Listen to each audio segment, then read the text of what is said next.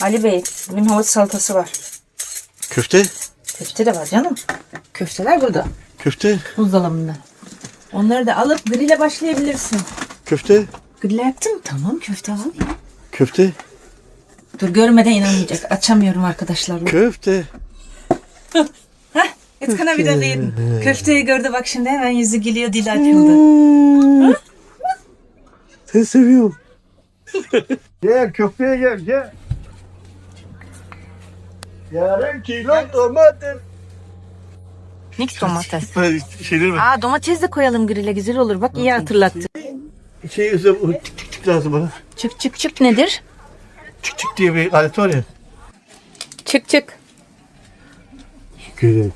Rica ederim. Ne demek Ali Bey? Görevimiz. Sen böyle çalıştıktan sonra ben sana her şeyi getiririm. Makarna sanatçısını al Şat. Dur bir dakika, havuçu da vereyim. İkisini aynı anda götürebilir misin? Canım. Becerirsin. Bugün iyi çalışıyorsun. Köfteler senden, servis senden.